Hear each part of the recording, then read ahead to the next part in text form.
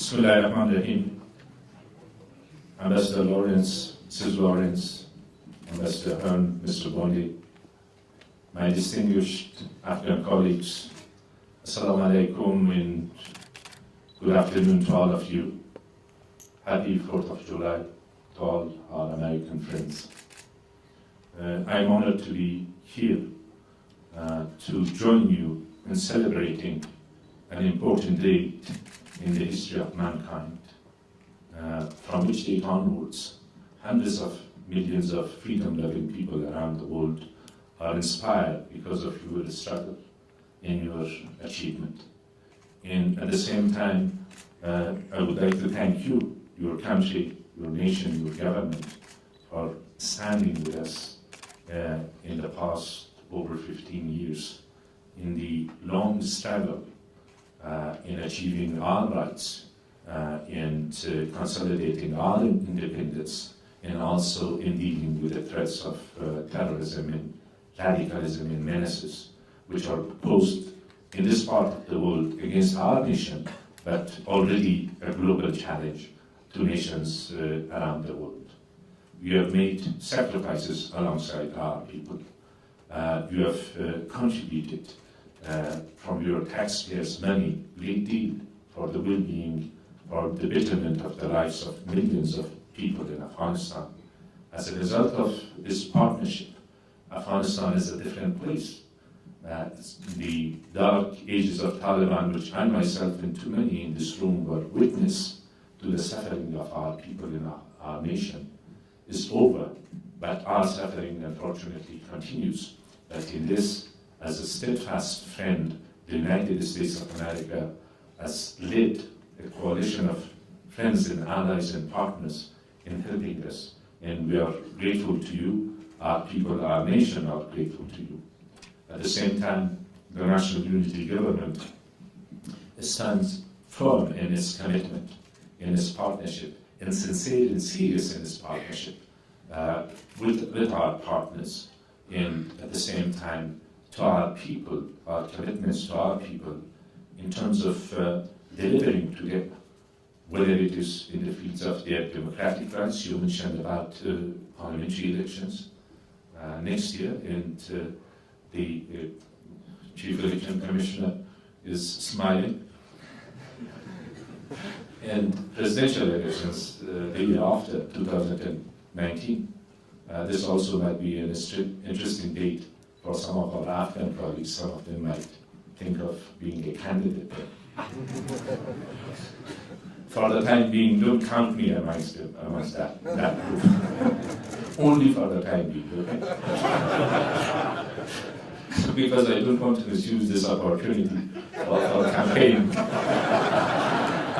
Being straight, yes? All that time.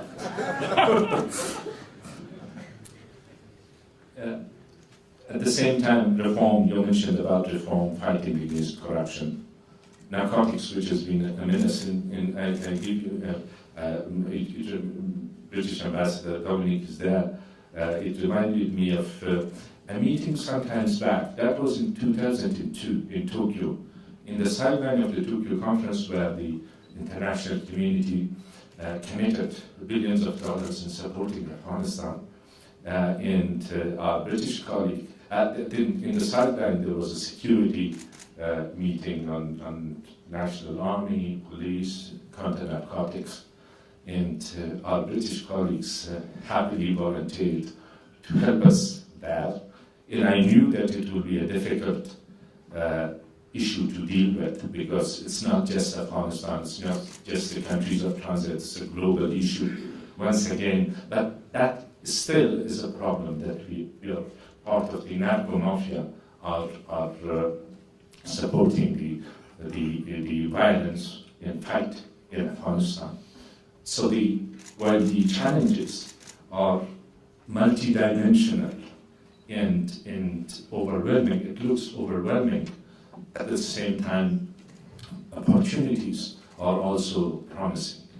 But in this critical time in our history, which we listen to our people, to their grievances, to their resentments, to their criticism, which in many cases we agree that we needed to deliver better, in a better way, as government of Afghanistan, as people responsible are together.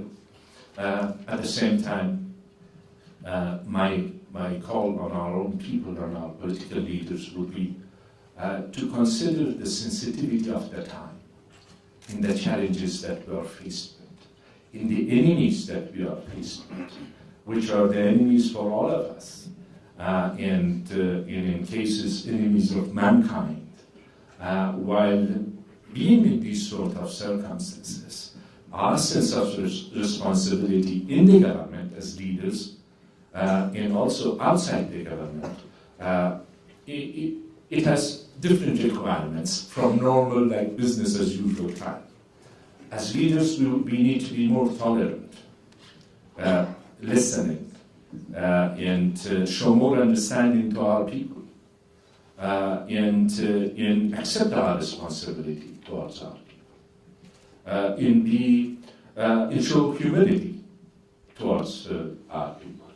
While from one side we are responsible for providing security and protecting their lives, which we know about the suffering of our people. The presence of the diplomatic community here, it reminds me, and it's incumbent on me to thank you, the members of the diplomatic community representing different nations, for staying together with us when this recent event took place, the big bomb, which shook the whole city, the whole country, in a way that affected the diplomatic community. But in spite of that, you stayed together and united with us. We appreciate this. While from one side, you are helping us in dealing with the threats and challenges of terrorism in the related groups. And this is also our responsibility to do our utmost when the leaders of our security institutions are here. Altogether, they are doing a good job. Like the challenges, if I may give you one or two examples, in Kunduz province, it's not less than last year and the year before, but they have successfully addressed the challenges with sacrifices of our people. And you have helped us and you have supported us in this. At the same time, we have even a bigger responsibility to protecting the rights of our people, the freedoms and liberties of our people. It is to honor the sacrifices of millions of Afghans that throughout decades and centuries have paid for their independence, for their rights, and for their liberty. That's not a lesser responsibility for us as leaders, political leaders of the country, or our colleagues in the security sector.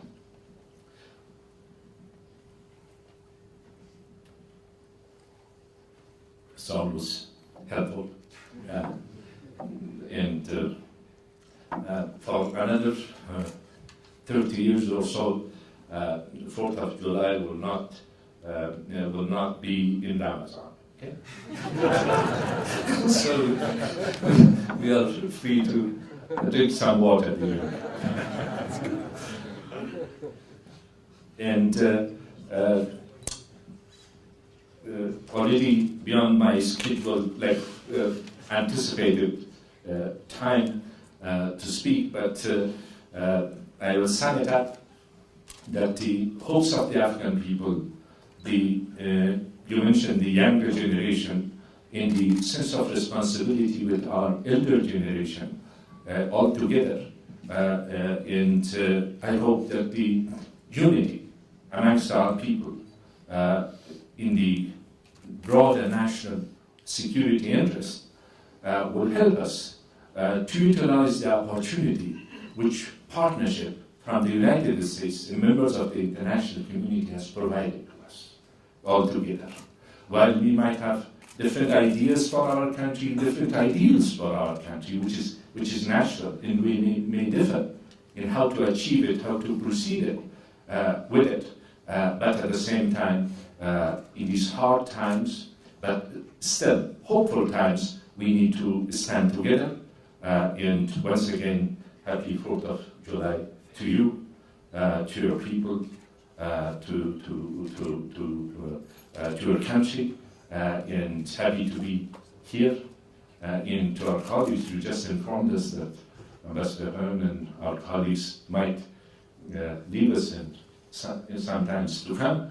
I can only say that yourself, your colleagues, our colleagues in the RS and in the US military, as well as other departments, developmental departments, security and intelligence part, they have all performed their duties with utmost sense of dedication.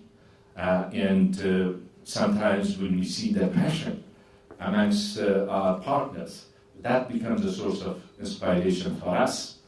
We are doing it for our own country, but here we have a common interest, and joint interest. These colleagues of yours have been symbols of dedication, commitment, and delivering their mission with honesty and with perseverance, which once again I want to thank you, your staff, all our American colleagues involved in this, and once again pay tribute to those who sacrificed their lives in helping our nation.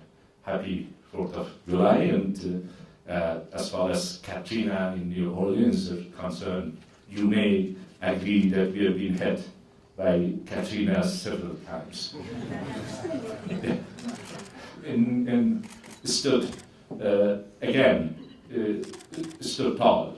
Hopefully, God will help us in this just and fair struggle of our people.